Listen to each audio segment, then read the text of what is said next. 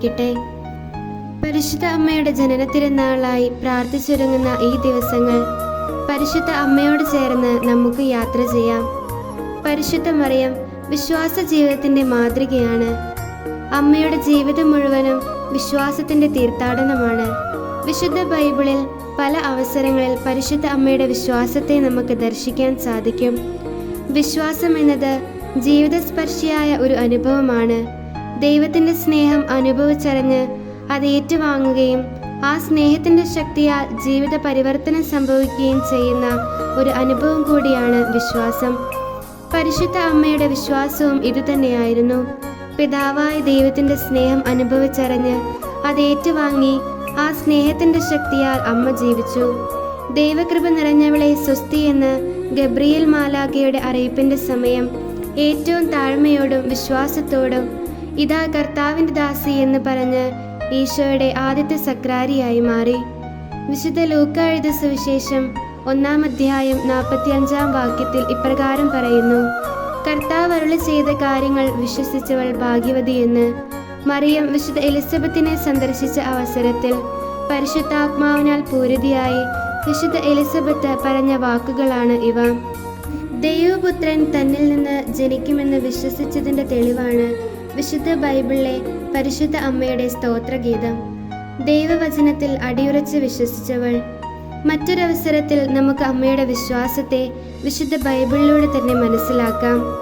വിശുദ്ധ യോഹന്നാൻ എഴുതിയ സുവിശേഷം 2-ാം അധ്യായം 1 മുതൽ 11 വരെയുള്ള വാക്യങ്ങൾ. തൻ്റെ രഹസ്യ ജീവിതത്തിന് ശേഷം തൻ്റെ ദൗത്യത്തിലേക്ക് ഇറങ്ങുവാനായി ആരംഭിക്കുന്ന ഈശോയെ ലോകത്തിന് വെളിപ്പെടുത്തുന്നത് പരിശുദ്ധ അമ്മയാണ്. അവർക്ക് വീഞ്ഞില്ല എന്ന പരിശുദ്ധ അമ്മയുടെ വാക്കുകൾക്ക് മുമ്പിൽ തൻ്റെ ദൗത്യം സമയം ഇനിയും ആയിട്ടില്ല എന്ന് ഈശോ മറുപടി പറയുമ്പോൾ പരിശുദ്ധ അമ്മയുടെ പൂർണ്ണമായ വിശ്വാസമായിരുന്നു പരിചാരകരോട് അവൻ പറയുന്നത് പോലെ ചെയ്യുവിൻ എന്ന് അമ്മയെ പറയാൻ പ്രേരിപ്പിച്ചത്. വചനം ഇപ്രകാരം പറയുന്നു: ഗലീലയിലെ കാനായിൽ ചെയ്ത ഈ അത്ഭുതം അവൻ്റെ ശിഷ്യന്മാർ അവനിൽ വിശ്വസിച്ചുവെന്ന്.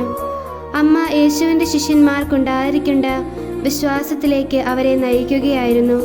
അമ്മയുടെ ഈ വിശ്വാസത്തിലേക്കുള്ള ഈ നടത്തിപ്പ് പെന്തിക്കൊസ്തി ദിനം വരെ നമുക്ക് കാണാൻ സാധിക്കും. യേശുവിൻ്റെ മരണശേഷം ചിതറിപ്പോയ ശിഷ്യന്മാരെ വിശ്വാസമെന്ന ചരടുകൊണ്ട് പരിശുദ്ധ അമ്മ ഒന്നിച്ചു ചേർക്കുകയും ആ വിശ്വാസത്തിലൂടെ പരിശുദ്ധാത്മാവിനെ സ്വീകരിക്കുവാൻ അവരുടെ ഹൃദയങ്ങളെ ഒരുക്കുകയും ചെയ്തു. വിശ്വാസത്തിൽ അധിഷ്ഠിതമായ ജീവിതം വഴിയാണ് ദൈവമക്കളാകാനുള്ള ശക്തി നമുക്ക് ലഭിക്കുന്നത്. ഒരു മനുഷ്യന് ലഭിക്കാവുന്ന ഏറ്റവും വലിയ ഭാഗ്യമാണ് ത്രിയേക ദൈവവുമായി ഒന്നായിരിക്കാൻ സാധിക്കുന്നത്. ഈ ഭാഗ്യത്തിലേക്ക് നമ്മെ നയിക്കുന്നത് നമ്മുടെ വിശ്വാസമാണ്.